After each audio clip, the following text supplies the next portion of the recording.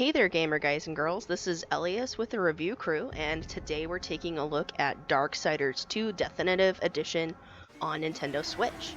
Originally, this game was released back in 2012 for PS3, Xbox 360, so it's had 7 years to age, and this gets us the Definitive Edition that we see here on Switch.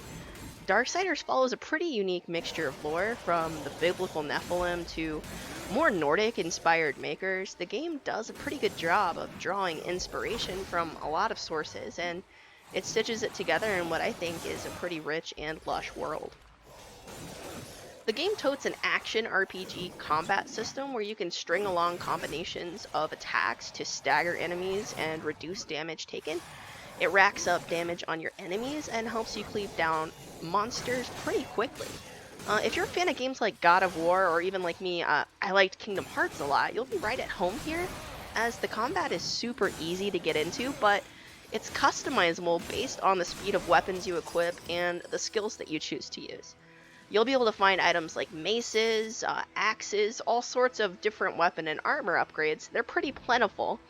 And you get drops from your enemies fairly frequently, in addition to being able to find more rare equipment from things like chests that are scattered throughout the world, or as rewards from quests given by NPCs.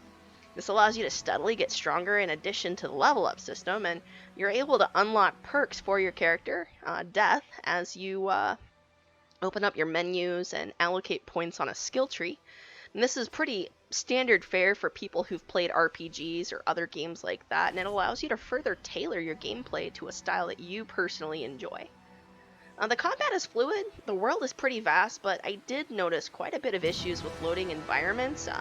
There were some choppy areas where I would get like a loading bar. If you were a player of Dragon Quest XI on PS4, you might remember where if you went into towns and stuff, you'd get a moment where you get a loading bar. This did happen quite a lot with Darksiders 2 in my playthrough.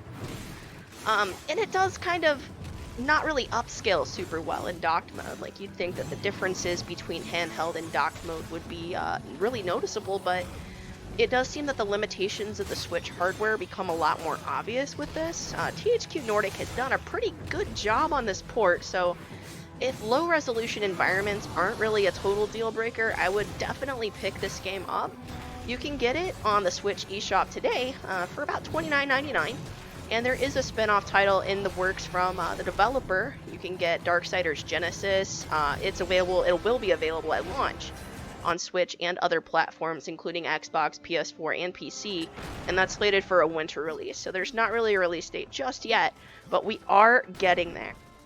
Now, there is a lot of stuff that's pretty exploitable in this game. There's a 3-part dodge system, so your dodge also kind of has a combo effect. But I found that if you use just the first 2 of that, a lot like in Ocarina of Time for Zelda fans, you can actually move through the environment a lot quicker by using the first 2 parts of the dodge combo. And you'll see here where if I use the third, it kind of slows you down a bit, so you'll want to avoid doing that if at all possible. Now, you'll be able to use your movement effects, and the game has a really good way of introducing you to things, I would say pretty slowly. It's got tutorials that'll show up on the bottom of the screen that tells you different things, like about using your dodge, about utilizing different skills, and things like that as you unlock them.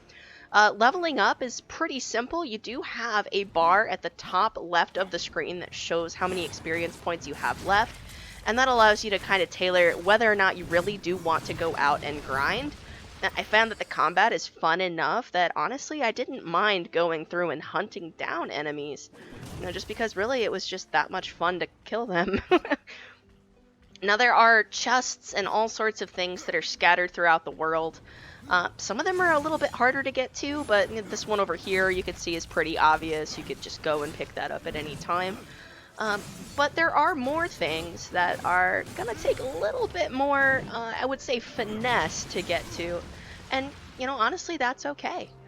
So, don't sleep on this title, guys. This is honestly something that I would recommend to just about any Switch player, especially if you like the action-adventure genre, or just overall want something big. Maybe you're not ready for Witcher 3 just yet. Maybe you're a Darksiders fan and you want to have the title on a modern console.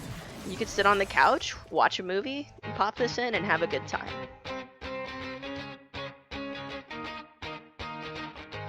This is the strangest story I have ever heard.